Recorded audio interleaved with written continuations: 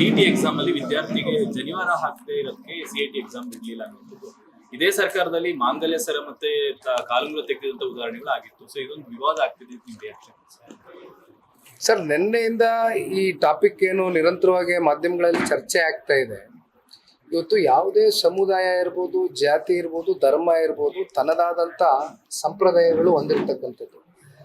ಈ ಜನಿವಾರ ತೆಗಿಯೋದ್ರಿಂದ ಅಥವಾ ಹಾಕೊಳ್ಳೋದ್ರಿಂದ, ಎಕ್ಸಾಮ್ನಲ್ಲಿ ಕೂರೋದ್ರಿಂದ ಇದರಲ್ಲಿ ಏನಾಗುತ್ತೆ ಅಂತಕ್ಕಂಥದ್ದು ನನಗಂತೂ ಅರ್ಥ ಆಗಿಲ್ಲ. ಒಂದು ವಿಚಾರದಲ್ಲಿ ನಾವು ಬೇಕಾದ್ರೆ ಒಪ್ಕೊಳ್ಬೋದು. ಯಾರು ಒಬ್ಬ ಸ್ಟೂಡೆಂಟು ಯಾವ್ದಾದ್ರು ಒಂದು ಸ್ಮಾರ್ಟ್ ವಾಚ್ ಹಾಕೊಂಡು ಬಂದಿದ್ದಾನೆ, ಎಕ್ಸಾಮ್ನ ಅಟೆಂಪ್ಟ್ ಮಾಡ್ತಕ್ಕಂಥದ್ದಕ್ಕೆ ಆ ಸ್ಮಾರ್ಟ್ ವಾಚ್ ಇಲ್ಲಪ್ಪ ಇದನ್ನ ಯೂಸ್ ಮಾಡ್ಕೊಳ್ತಕ್ಕಂಥದ್ದು, ಇದನ್ನ ತೆಗೆದಿಟ್ಟಿರ್ತೀವಿ ಆಮೇಲೆ ತಗೊಂಡೋಗಿ ಅಂತಕ್ಕಂಥ ಇಂಥ ಪ್ರಕ್ರಿಯೆಗಳು ನಡೆದ್ರೆ ನಾವು ಒಪ್ಕೊಳ್ತೀವಿ. ಆದರೆ ಇವತ್ತು ಜನಿವಾರವನ್ನು ಕಟ್ ಮಾಡ್ತಕ್ಕಂಥ ಪ್ರಕ್ರಿಯೆ ಇದೆಯಲ್ಲ, ಇದು ನಿಜಕ್ಕೂ ಖಂಡನೀಯ. ಯಾಕೆಂದ್ರೆ ನಾವು ಯಾವುದೇ ಜಾತಿ, ವರ್ಗ, ಧರ್ಮ ಇರಲಿ, ಅವ್ರದಾದಂಥ ಪಾಲನೆ ಮಾಡ್ಕೊಂಡ್ ಬಂದಿರತಕ್ಕಂಥ ಕೆಲವೊಂದಷ್ಟು ಸಂಪ್ರದಾಯಗಳಿರ್ತವೆ. ಅದಕ್ಕೆ ನಾವು ಗೌರವ ಕೊಡಬೇಕಾಗ್ತದೆ. ಈ ರೀತಿ ನಾವು ಅವಹೇಳನಕಾರಿಯಾಗಿ ವರ್ತನೆ ಮಾಡ್ತಕ್ಕಂಥದ್ದು ಬಿಡಬೇಕು.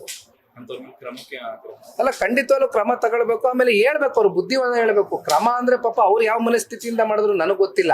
ಅದರಿಂದ ಏನಾಗೋದು, ಜನಿವಾರದಿಂದ ಏನಾಗುತ್ತೆ, ಇದ್ರೇನು ಇಲ್ಲ ಅಂದ್ರೇನು, ಅದು ಅವ್ರಿಗೆ ಬಿಟ್ಟಂತ ವಿಚಾರ. ಜನಿವಾರದಲ್ಲಿ ನೀವೇನಾದ್ರು ಏನು ನ್ಯೂಸ್ ಪೇಪರ್ ಏನಾದ್ರು ತೆಗೆಸ್ಕೊಬರಕ್ಕಾಗ್ತದ, ಆನ್ಸರ್ಸ್ ಬರ್ಕೊಬರಕ್ಕಾಗ್ತದ? Nothing. You can not do anything. Smart ವಾಚಲ್ಲಿ ಮಾಡ್ಕೋಬೋದು, ಬೇರೆ ಬೇರೆ ರೀತಿ ನೀವು ಬೇಕಾದ್ರೆ ಚೆಕ್ ಮಾಡಿ.